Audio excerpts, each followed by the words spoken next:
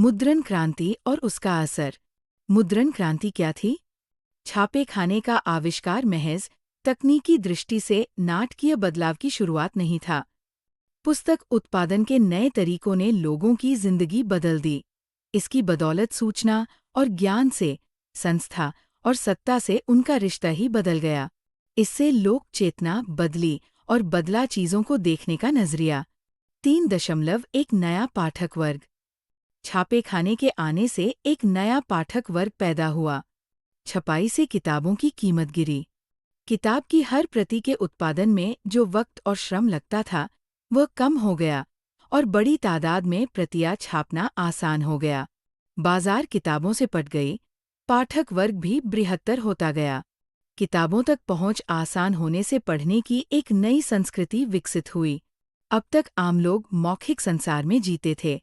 वे धार्मिक किताबों का वाचन सुनते थे, गाथा, गीत उनको पढ़कर सुनाए जाते थे और किस्से भी उनके लिए बोलकर पढ़े जाते थे। ज्ञान का मौखिक लेन देन ही होता था। लोगबाग समूह में ही दास्तान सुनते या कोई आयोजन देखते आए थे। आप 8वें अध्याय में देखेंगे कि वे तन्हाई में या खामोशी से पढ़ने के आदी नहीं थे।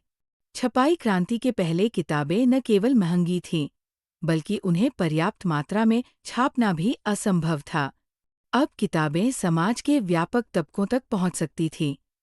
अगर पहले की जनता श्रोता थी, तो कह सकते हैं कि अब पाठक जनता अस्तित्व में आ गई थी। लेकिन ये संक्रमण सरल नहीं था। किताबें सिर्फ साक्षर ही पढ़ सकते थे और यूरोप के अधिकांश देशों में 20वीं सदी तक साक्षरता की दर सीमित थी। प्रकाशकों के लिए सवाल था कि लोगों में छपी किताब के प्रति दिलचस्पी कैसे जगाएं? इसके लिए उन्हें मुद्रित कृति की व्यापक पहुंच का ध्यान रखना था। जो नहीं पढ़ पाते थे, वे भी बोलकर पढ़े गए को सुनकर उसका लुत्फ तो उठाते ही थे। इसलिए मुद्रकों ने लोकगीत और लोक कथाएं छापनी शुरू कर दीं और ऐसी किताबें आमतौर पर तस्वीरों से खूब सजी धजी यानी सचित्र होती थी। फिर इन्हें सामूहिक ग्रामीण सभाओं में या शहरी शराबघरों में गाया सुनाया जाता था। इस तरह मौखिक संस्कृति मुद्रित संस्कृति में दाखिल हुई और छपी सामग्री मौखिक अंदाज में प्रसारित हुई।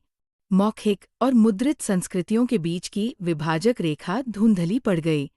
श्रोता और पाठक वर्ग एक दूसरे में घुल मिल गए।